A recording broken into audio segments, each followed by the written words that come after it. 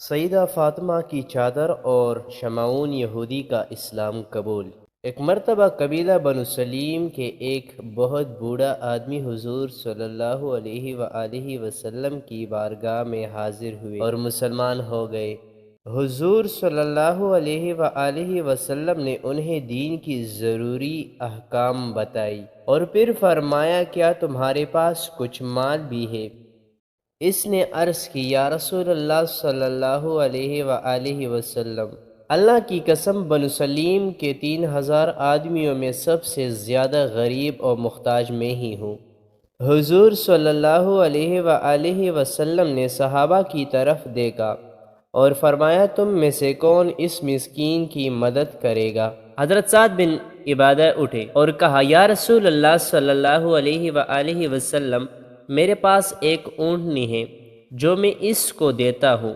حضور صلی اللہ علیہ وآلہ وسلم نے فرمایا، تم میں سے کون ہے اس کا سر ڈانگ دے؟ حضرت علی رضی اللہ تعالی عنہ نے اپنی امامہ اتار کر اسے دے دیا۔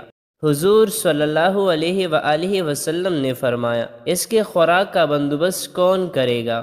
حضرت سیدنا سلمان فارسی رضی اللہ تعالی عنہ نے اس آدمی کو ساتھ لیا اور چند گھروں سے دریافت کیا، لیکن کہیں سے کچھ نہ ملا۔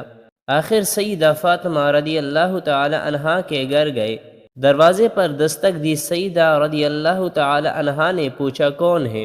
سیدنا سلمان نے سارا واقعہ گوش گزار کیا اور کہا، اے رسول اللہ صلی اللہ علیہ وآلہ وسلم کی بیٹی، اس مسکین کی خوراک کا بندوبست کرے۔ سیدہ فاطمہ رضی اللہ تعالی عنہا اب دیدہ ہوئی اور فرمایا، اے سلمان، اللہ کی قسم آج ہمیں تیسرا فقہ ہے، دونوں بچے بھوکے سوئے ہیں، لیکن سائل کو خالی نہ جانے دوں گی۔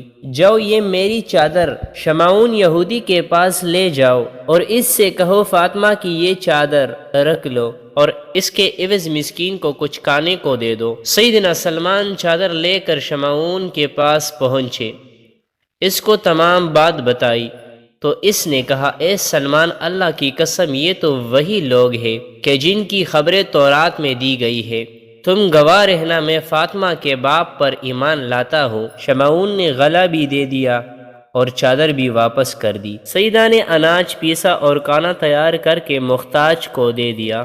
سیدنا سلمان نے عرض کی، کچھ اپنے بچوں کے لیے بھی رکھ لے۔ سیدہ نے فرمایا، سلمان، جو چیز ہم راہ خدا میں دے دے اس سے اپنے بچوں کے لیے لینا جائز نہیں سمجھتے۔